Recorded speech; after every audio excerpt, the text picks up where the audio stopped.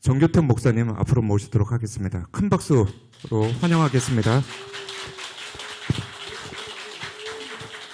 강의를 하기 전에 여러분에게 꼭 부탁하고 싶은 게 한 가지 있습니다. 영락교회 제2남성교회다.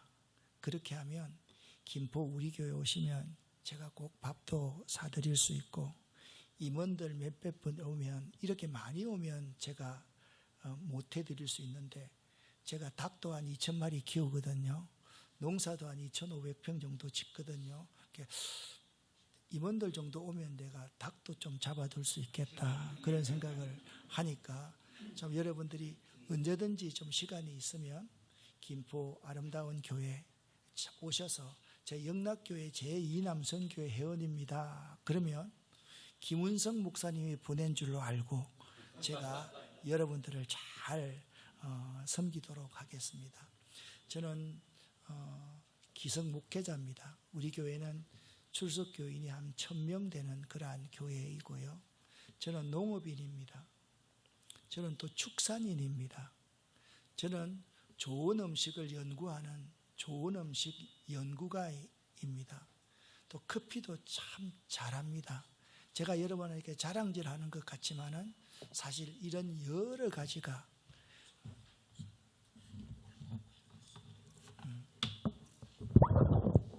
나는 좋은데 소리가 하우링이 좀 납니까?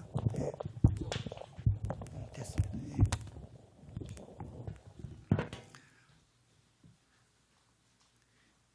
이런 여러 가지 일들을 제가 사실 하고 있습니다. 그래서 여러분들 가운데 혹시나 이런 부분에 관심이 있는 분이 계시면 제가 여러분들을 성심껏 그렇게 돕도록 하겠습니다.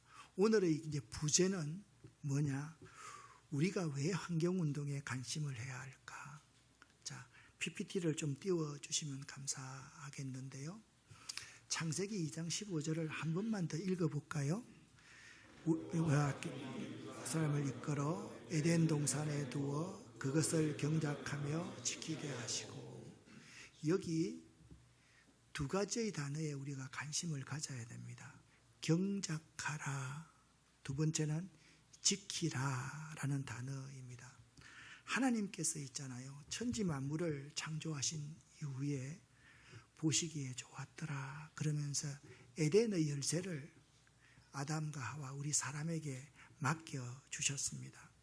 이 창세기 2장 15절 말씀은요, 인간이 자연 속에서 가져야 될 두 가지의 핵심 명령, 경작하라, 지키라, 그렇게 정의하고 있습니다. 여기 경작하다라는 아바드라는 히브리어는요, 놀랍게도 예배하다, 봉사하다, 섬기다와 뜻이 어원이 같습니다. 그리고 지키다라는 이 샤마르라는 히브리어는요, 보호하고 파수하다, 주의 깊게 살피다라는 뜻입니다. 그러니까 우리가 있잖아요, 경작하는 것이 예배하는 거고, 경작하는 것이 봉사하고 섬기는 것이고요, 잘 지키는 것이 우리가 보호하고 파수해야 될 청직이라는 사실을 가르쳐주고 있고요, 또한 주의 깊게 잘 살피는 자가 되라, 그렇게 말씀하고 있습니다. 여러분, 이 그림이 이번에 제가 안식일을 맞이해서 로마에 좀 다녀왔습니다. 로마에 다녀오면 여러분, 이 바티칸시티 시스타나 성당의 천장에 이 미켈란젤로의 아담의 창조라는 그림이 그려져 있습니다. 이 그림을 보면요, 하나님의 손가락과 아담의 손가락이 닿을 듯 말 듯, 참 이 장면이 저는 참 인상적이더라고요.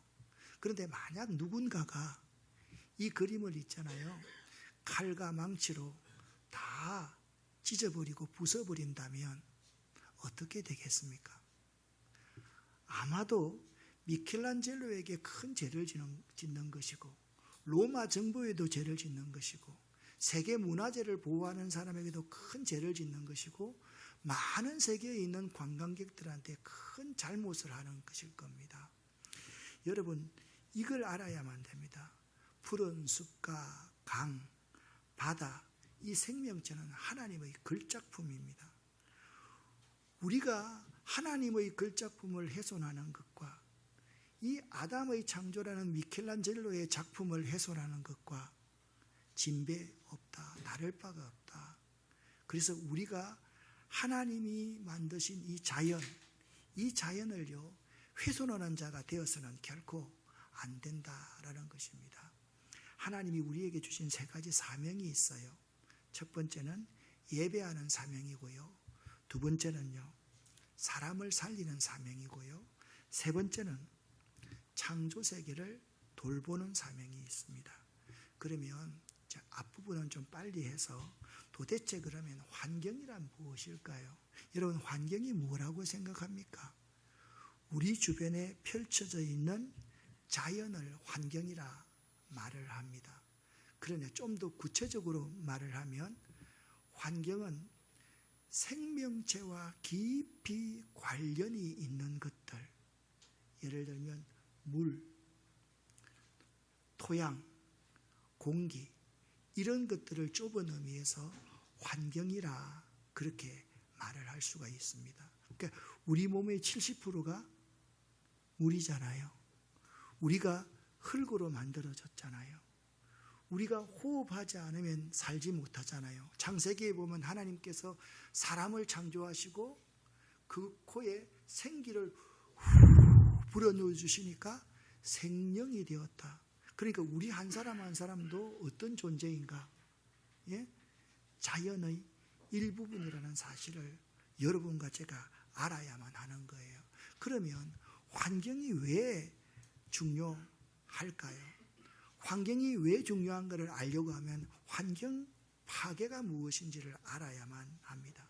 물과 공기와 토양 등이 오염되는 것을 환경이 파괴되었다 그렇게 말합니다. 어렵지 않죠, 그죠? 그런데 환경이 파괴되면 그냥 파괴되는 것이 아닙니다. 병들게 되고 죽게 됩니다. 이 우리 몸에 있어서 우리 자연의 모두가 오염되면요 병들고 죽게 된다는 거예요.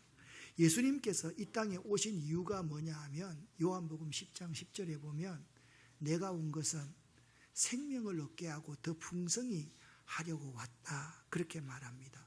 그런 의미에서 환경을 파괴한다는 것은 예수님이 오신 그 길과 전혀 다른 정반대의 길을 가는 것이 환경을 파괴하는 것이다. 자, 오늘 이 정도 이제 서론 부분을 하고 여러분의 성경 실력을 한번 테스트를 한번 해보도록 그렇게 하겠습니다. 창세기 1장 1절 여러분 다 아시죠? 태초에 하나님이 천지를 창조하시니라. 그러면 이 그림을 줬는데요. 6일 창조의 순서를 여러분 외우는 분이 있으십니까? 제가 나이가 이제 60 전후가 되신 분들한테 이거 외우라 그러면 제가 얼마나 여러분한테 결례를 행하는 거겠습니까? 근데 외울 필요가 사실 없습니다. 왜 외울 필요가 없나? 이 자연의 원리를 잘 알면요. 외울 필요가 전혀 없다라는 사실을 알 수 있어요. 모든 생명의 근간은 뭐가 있어야지 생명이 태동이 됩니까? 빛이 있어야 됩니다. 그 첫째 빛이 있는 거예요. 그 다음에 둘째는 물을 아래와 위로 나누면서 궁창 대기를 만듭니다. 그렇죠? 셋째 날은요 육지와 바다를 만들잖아요. 흙과 물을 만들잖아요. 그 셋째 날 만들고 나서 거기에 식물을 두지 않습니까? 그렇죠? 넷째 날은요 하늘의 일월 성신을 만듭니다. 자 보세요. 첫째 날부터 넷째 날까지 모든 동물들이 살 수 있게끔 하나님이 빛을 만드시고 대기를 만드시고 물을 만드시고 토양을 만드시고 식물을 다 만들어 놓고 다섯째 날 뭘 만드느냐? 공중에 새를 만들고 또 바다에 물고기를 만들고. 여러분 쉽죠? 이해하면요 외우는 게 아니에요. 하나님이 그냥 이 성경을 기록해 놓은 게 아니에요. 그렇게 6일 날은요 모든 지상에 있는 육축들을 다 만들고 육축 가운데 일부인 사람을 하나님의 형상으로 만든 거예요. 그러면 여러분 가만히 한번 생각을 한번 해보세요. 창조의 기본 순서를 한번 봐보세요. 중요한 건요, 이 모든 것 중에서 있잖아요, 5일과 6일 조류와 어류 그리고 육지에 사는 동식물들이 살 수 있게끔 하나님이 뭘 만들었어요? 빛을 만들고 대기를 만들고 흙을 만들고 그다음에 물을 만들고 식물을 만들어 놓고 이 모든 동식물들이 살아갈 수 있는 이 세상을 만들었다라는 거예요. 그러면 여러분에게 한번 물어볼게요. 창조의 왕관이 무슨 것 같아요? 왕관. 창조에서 가장 중요한 게 뭔 것 같아요? 우리는 지금까지 있잖아요, 창조의 왕관이 사람이다 그렇게 생각을 해왔어요. 근데 창조의 왕관은요, 사람이 아니걸랑요, 창조의 왕관은 안식입니다. 안식입니다. 이 모든 식물들이 조화롭게 살아갈 수 있도록 힘을 갖는 것, 그게 창조의 왕관이에요. 사람도 있잖아요, 이 우주와 자연의 일부분이라는 사실을 우리가 잊지 말아야만 되는 거예요. 제가 전번 안식월에 제가 이제 30년 개척하고 나서 목회를 했는데요. 개척 우리 가족부터 시작해서 지금까지 이제 아름다운 교회를 일구 왔는데요. 전번에는 너무 좀 피곤하게 일했더니 이 원형 탈모가 뒤에서 하나, 둘, 셋, 네 개가 나가지고 죽겠더라고요. 그래서 한 달 쉬었습니다. 미국에 갔었는데 미국에 가서 한 일이 뭐냐 하면 국립공원 12군데 정도만 다녔습니다. 차를 타고. 야, 멋있대요. 옐로스톤 국립공원이 가장 멋있는 곳이었는데요. 이 옐로스톤 국립공원이 지금은 이렇게 아름다운 데 있잖아요. 사람은 이상하게 희한해요. 자, 엘크가 있고 늑대가 있으면 늑대가 엘크를 잡아먹잖아요. 그러면 사람들은요, 늑대를 다 죽여버려요. 자연은 그대로 두어야 되는데 사람이 늑대, 호랑이, 사자들을 자꾸 죽이려고 그러는 거예요. 불쌍하다고. 1920년대 있잖아요. 옐로스톤 국립공원에 늑대를 사람들이 다 죽여버렸어요. 한 마리도 남지 않게 다 죽여버렸어요. 그러니까 있잖아요, 엘크 이게 사슴 같은 것들이 개체수가 엄청나게 늘어나잖아요. 풀을 다 먹어버리는 거예요. 나무를 다 먹어버리는 거예요. 그러니까 흙이 씻겨져 내려가겠지요. 생태계가 파괴되기 시작했어요. 옐로스톤 국립공원이 엉망진창이 된 거예요. 그래서 과학자들이 이렇게 한 거예요. 늑대 14마리를 1995년에 여기에 풀어놓기로 계획을 해서 캐나다에서 늑대 14마리를 가져온 거예요. 그러니까 늑대가 있잖아요, 뭘 잡아먹느냐, 엘크들을 잡아먹기 시작하는 거예요. 개체수를 조절하기 시작하는 거예요. 생태계의 피라미드를 만드는 거예요. 그러니까 있잖아요, 엘크가 줄어드니까 풀이 살아남고 식물들이 살아남고, 늑대가 엘크를 잡고 나서 남은 그런 사체들을 독수리도 먹고 또 곰도 먹고 이렇게 하다 보니까 생태계가 살아나기 시작하는 거예요. 생태계가 살아나니까 있잖아요, 비버 알죠, 그죠? 비버가 댐을 만들기 시작하는 거예요. 댐을 만드니까 거기에 물고기 생태계가 또 회복되기 시작을 하는 거예요. 늑대 14마리를 풀어놓으니까 옐로스톤 국립공원이 완벽하게 이전보다 더 나은 자연 상태가 되더라라는 거예요. 이게 자연의 기본적인 원리일 수가 있는 거예요. 어느 마을에 한 노인이 나무를 심고 있었습니다. 그 마을에 똑똑한 젊은 청년이 이 노인에게 묻습니다. 당신은 저 나무가 자라는 것을 보지도 못할 터인데 왜 이렇게 힘들게 나무를 심고 있습니까? 그 노인이 아주 미소를 띠면서 이렇게 말을 하더랍니다. 나는 누군가가 심어놓은 나무 그늘 아래 살아왔다오. 누군가가 심어놓은 그 나무의 열매를 따먹고 살았고, 그 나무 덕분에 내가 우물을 파서 물을 먹을 수 있었고, 내 자손들도 그 물을 먹고 살 수 있었다오. 이제는 내가 나무를 심을 차례라고 생각을 하오.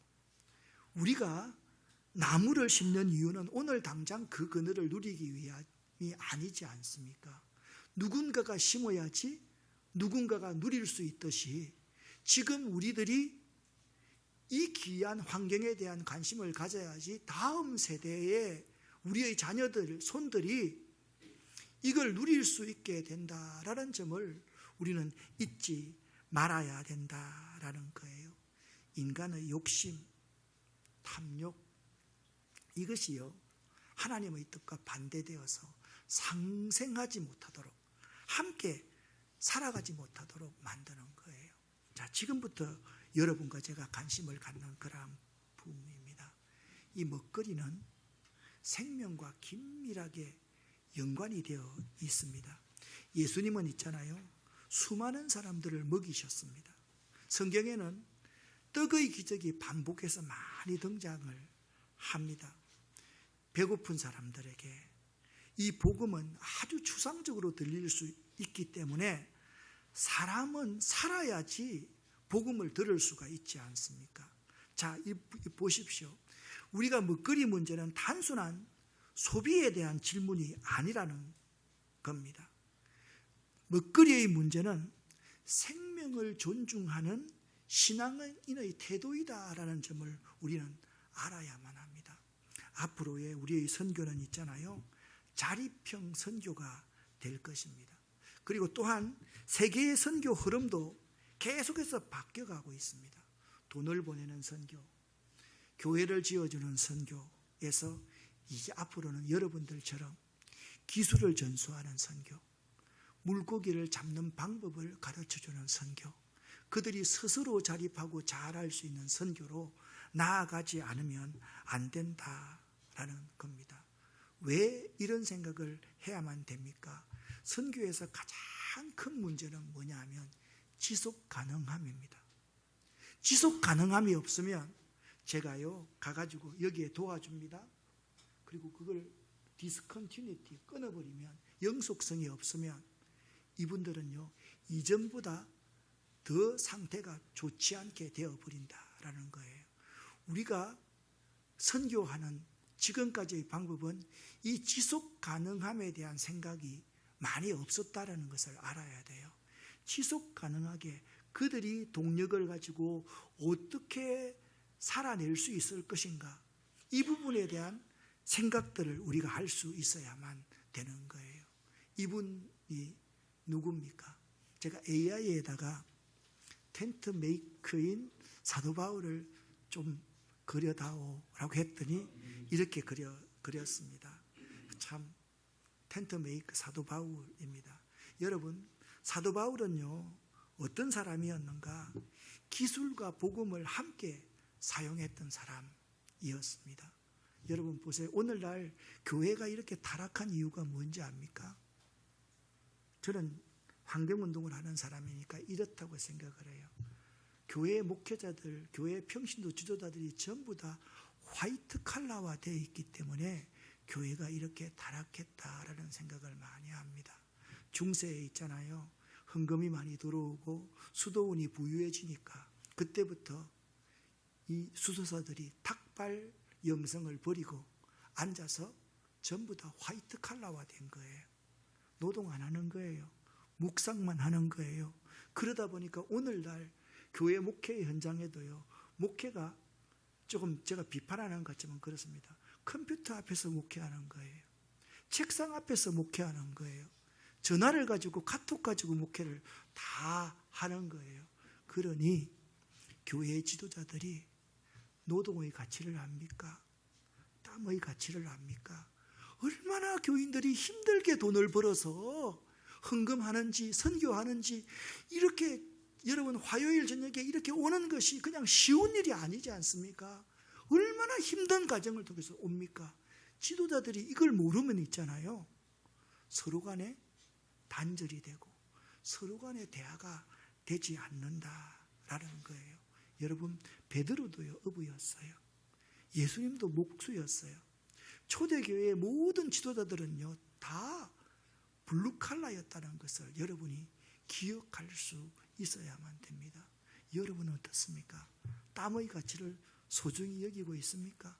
노동의 가치를 소중히 여기고 있습니까? 혹시나 우리 세대에는 그런 사람들이 많이 없겠지만 지렁이 한 마리를 봐도 어이구 징그러워. 아니 공원에 가면요 젊은 사람들은 해충 기피제 그거를 계속 뿌리고 있는 거예요.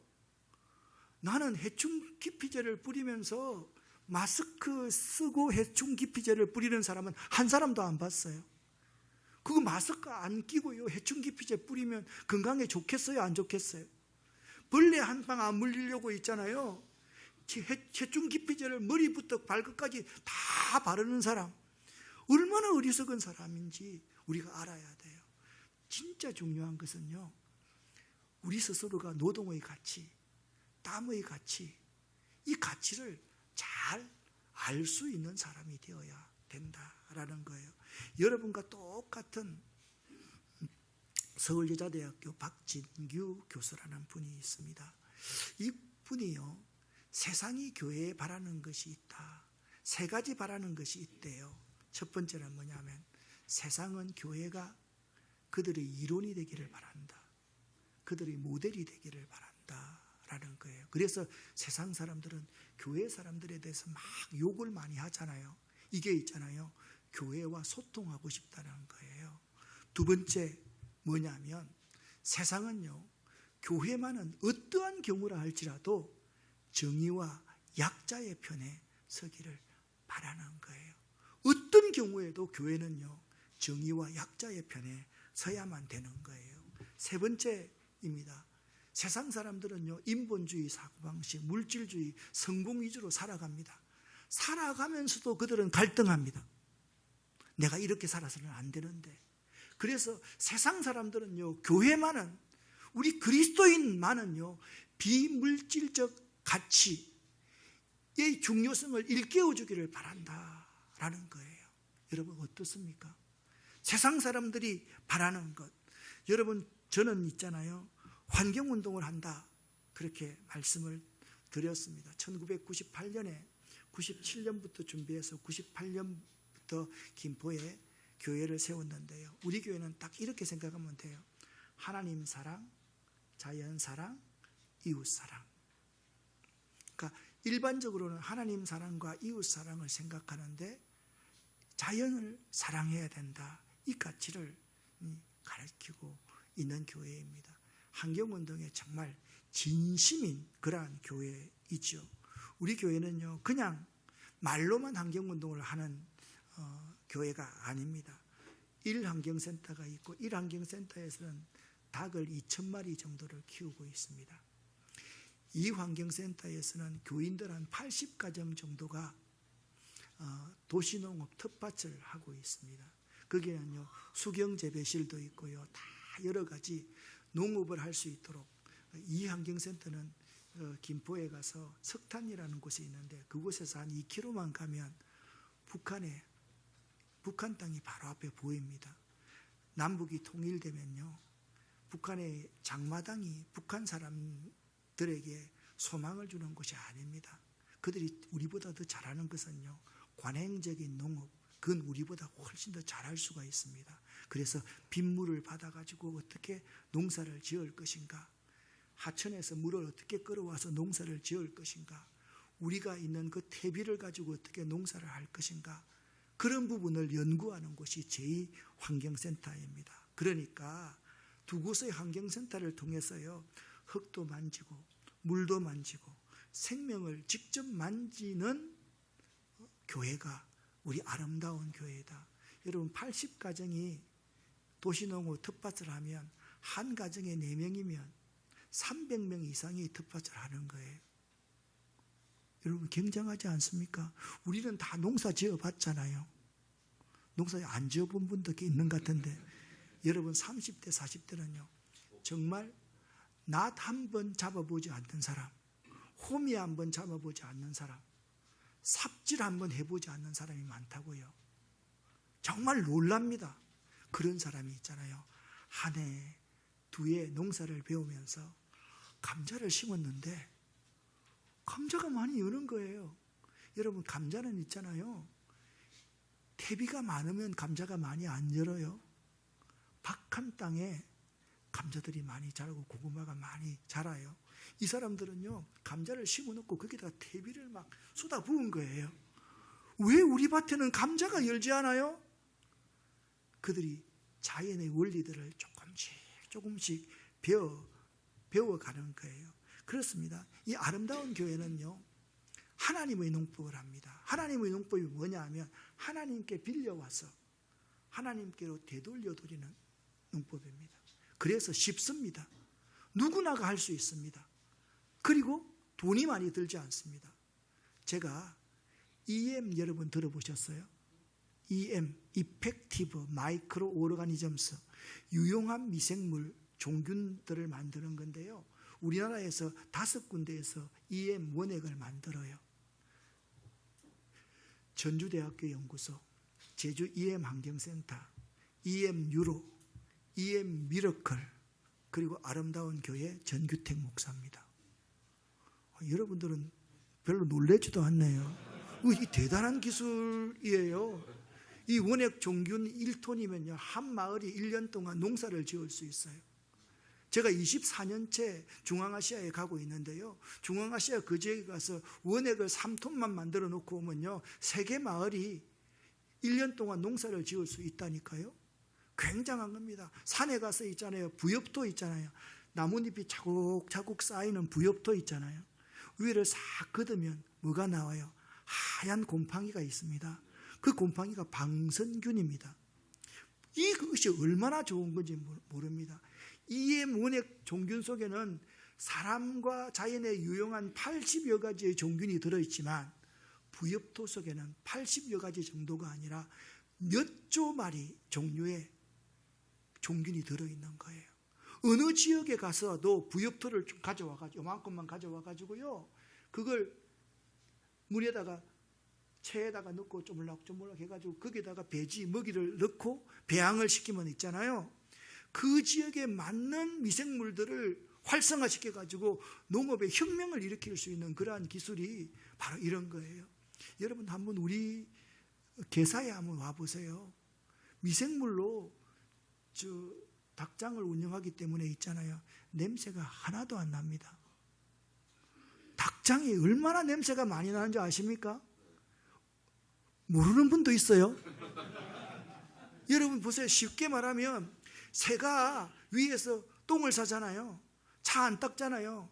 차 철판이 사가버려요. 지독한 거예요. 그런데 있잖아요, 게살을 만들 때 어떻게 만드는지 아세요? 흙 위에다가 볏짚을 깝니다. 볏짚 위에 흙을 얹습니다. 그 위에 미생물을 얹습니다. 그 위에 나뭇잎을 얹고요, 흙을 얹고 미생물을 얹습니다. 나뭇잎은 어디서 구해요?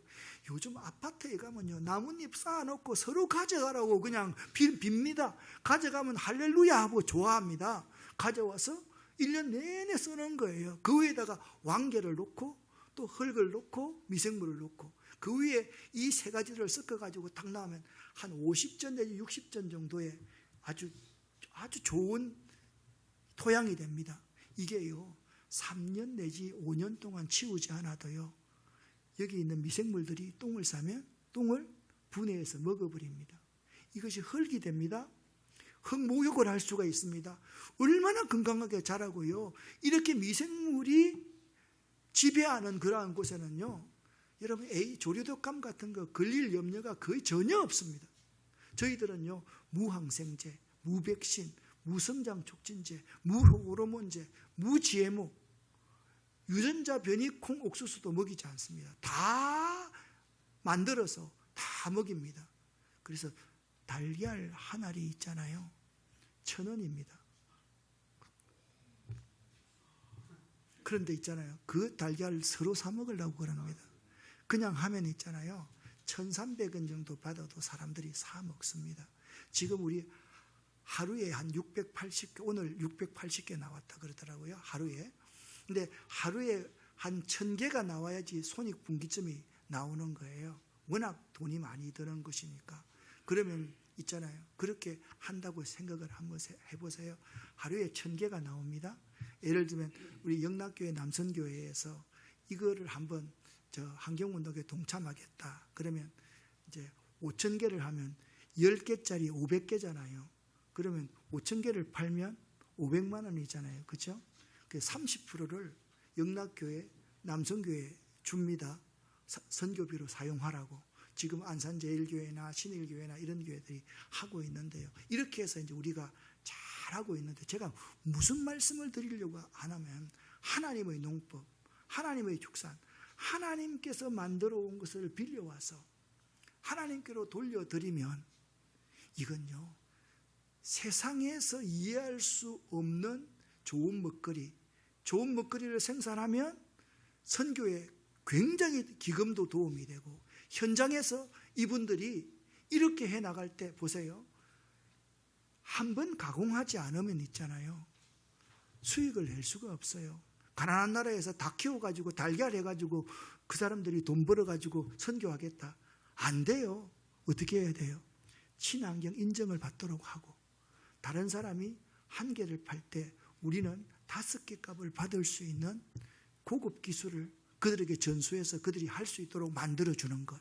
여기 아마 마케팅 전문가도 있을지 모르겠어요. 다른 그런 다한 전문가가 있을지 모르겠어요. 이런 분들이 힘을 모아서 이렇게 해나가면요, 정말 아름답고 의미 있는 일들을 해나갈 수 있기 때문에 그렇다라는 거예요. 자, 제가 몇 가지 그냥 조금 쉬어서 할 수 있는 걸 하겠습니다. 풀입니다. 여러분, 잡초, 농사 지으면 잡초와의 전쟁이라 그러지 않습니까? 그죠? 근데 여러분, 풀은요, 잡초는요, 사람이 인위적으로 네이밍한 겁니다. 잡초는 없습니다. 잡초 인간만 있죠. 여러분, 풀이 없는 곳에 생명이 나는 것을 봤습니까? 풀은요, 생명을 재창조하는 겁니다. 그래서 이 풀이 우리 가운데 너무 소중하다는 사실을 알아야만 해요. 그 다음에 그림을 여러분 한번 보시기를 바랍니다. 이게 뭡니까? 닭들이 모이를 먹고 있는 겁니다. 이렇게 자세히 보시면 있잖아요. 예? 벼슬이 큰 수탉들은요, 모이를 먹지 않고 딱 지키고 있는 것을 알 수가 있습니다. 그런데 동물의 왕국 같은 데 보면요, 사자들 같은 거 보면 사냥에 특화되어 있는 게 숫사자입니까? 암사자입니까? 암사자가 가지고 딱 사냥해 놓으면 갑자기 숫사자가 나타나면 황 해가지고 뺏어먹고 자기 다 먹고 나머지 숫사자와 새끼 먹이지 않습니까? 그런데 이 닭들은 그렇게 하지 않습니다. 암탉들이 모이를 먹을 때 숫닭들이 양보합니다. 숫닭들이 지킵니다. 알을 낳을 때 있잖아요. 알 잘 낳을 수 있도록 지키는 숫닭들이 얼마나 많은지 모릅니다. 닭보다 못한 인간들도 참 많습니다. 힘 세다고 있잖아요. 마음대로 이렇게 하는 사람들이 얼마나 많은지 몰라요. 실제 알을 품습니다. 여러분, 알을 며칠 만에 알을 품어서 병아리가 나오는지 아십니까? 새1회입니다. 21일 되면 나옵니다. 21일 되면 나옵니다. 그런데 여러분, 닭을 한번 키워보십시오. 저는 20여 년 닭을 키웠는데요, 닭 소리만 들어도 그 아이들이 뭘 원하는지 다 알고 있습니다. 예? 그런데 암탉이 알을 품어가지고 21일 만에 병아리가 태어나잖아요. 이 병아리는 커서 성체닭이 돼서 다시 알을 품을 줄 압니다. 그런데 부화를 해서 이 병아리가 성체닭이 되면요, 알을 잘 품을 줄 모릅니다. 무슨 말씀을 제가 여러분에게 드리고 싶은지 아십니까? 이게 반고흐의 착한 사마리아인, 선한 사마리아인 그림입니다. 이 그림을 보면요, 강도 맞는 사람과 선한 사마리아인이 어떻게 되어 있습니까? 가슴이 맞닿아 있습니다. 이게 참 중요한 거예요. 사랑이 중요한 거예요. 여러분, 생각 한번 해보세요. 우리는 젊은 사람들이 컴퓨터 게임 한다고 아이들 죽였다, 예? 저 나쁜 놈이 있나? 저 나쁜 년이 있나? 막 그렇게 욕합니다. 아니에요, 여러분. 우리들이 있잖아요. 우리 자녀들을 가슴으로 키우지 않고 사랑으로 키우지 않았기 때문에 이런 일들이 충분히 일어날 수 있고요. 내 자녀들만 사랑하고 다른 아이들에 대해서 전혀 사랑을 베풀지 않기 때문에 이런 일들이 일어나는데 이것은 공동의 책임이 있다고 생각하지 않겠습니까? 여러분 한번 보시기를 바랍니다. 이 그림은 무슨 똑같은 그림인데요. 100여 년 전에 이제 렘브란트가 그린 그림입니다. 흑백 그림입니다. 이 그림에서 가만히 말 뒷다리 아래 한번 보십시오. 뭐가 있습니까? 개가 똥을 싸고 있습니다. 그렇습니다. 반고흐는 사랑을 강조했다면 렘브란트도 마찬가지입니다. 정말 가슴이 맞닿지 않고 사랑이 없는 사람, 개가 똥 싸는 것과 똑같다는 거예요. 이렇게 우리들은 사랑이 참 소중하고 중요하다는 사실을 알아야만 됩니다. 여러분 혹시나 여기에 줄탁동시라는 단어 아십니까? 줄 뭡니까? 안에서 병아리가 껍질을 톡톡 쪼는 겁니다. 동시에 어미가 그 소리를 듣고 밖에서 탁탁 쪼아주는 것이 탁입니다. 이 두 가지가 동시에 일어나야 되는 거예요. 그래야지 새로운 생명이 탄생하는 거예요. 우리 남성교회에서 있잖아요. 예? 새로운 사람들 많이 오늘 참 우리 집사님 너무 기도를 열심히 잘 하시는데 우리 교회 한번 불러가지고 그거 한번 그대로 읽었으면 좋겠다 이런 생각이 참 들더라고요.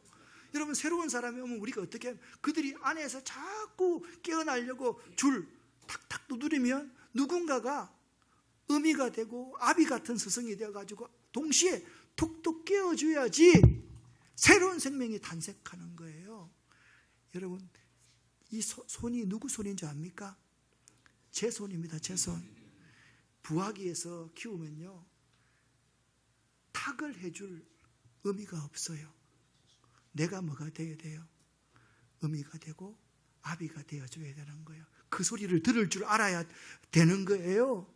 이 줄탁동시 이건요 자연을 통해서 우리가 배울 수 있는 거예요. 사실 우리는 이 꿈으로 키운 지금 이 사역을 열심히 하고 있는데 참 쉽지 않은 사역이에요. 오늘 회장님하고 먼저 만나가지고 이런 말씀을 드렸어요. 야, 좁은 길을 가는 것 이런 일을 하는 것만큼 힘든 일이 없다. 정말 외롭고 힘들고 고독한 그러한 일이에요. 우리 교회는요 이런 것도 직접 만듭니다. 간장, 된장, 고추장, 청국장 다 만듭니다. 우리 교회는요 이 청국장도 이렇게 만듭니다. 닭도 이렇게 키웁니다. 수경재배도 이렇게 수경재배는 이제 연구를 다 했기 때문에 저는 하지 않는데요. 여러분 이런 일들이 왜 돈 벌려고 하겠습니까? 아니잖아요. 가난하고 힘든 사람들 그들이 스스로 자립하고 잘할 수 있게 하는 일 그런 일들이 우리 남성교회가 하는 일 아니겠어요? 우리 그리스도인들이 해야 될 일이 아니겠어요? 우리들이 이 일을 사실 할 수 있어야 된다라는 생각을 합니다. 어떻게 제가 하고 있는 축산이나 제가 빵을 만드는 거나 제가 간장, 된장, 고추장을 만드는 거나 제가 농사하는 일이나 제가 수경재배를 하는 거나 그것만이 사람을 살릴 수 있는 전수할 수 있는 기술이 될 수 있겠습니까? 여러분이 할 수 있는 그러한 일들이 참으로 많이 있지 않겠습니까? 여러분 가운데 만일 은퇴를 했는데 내가 정말 하고 싶은 일이 있는데 못한다. 제가 얼마든지 여러분을 도와드릴 수 있습니다. 여러분이 선교사가 되어서 그런 일들을 얼마든지 해나갈 수가 있는 거예요. 우리는요 이 세상을 살아가면서 참 여러 가지 일들을 참 많이 했습니다.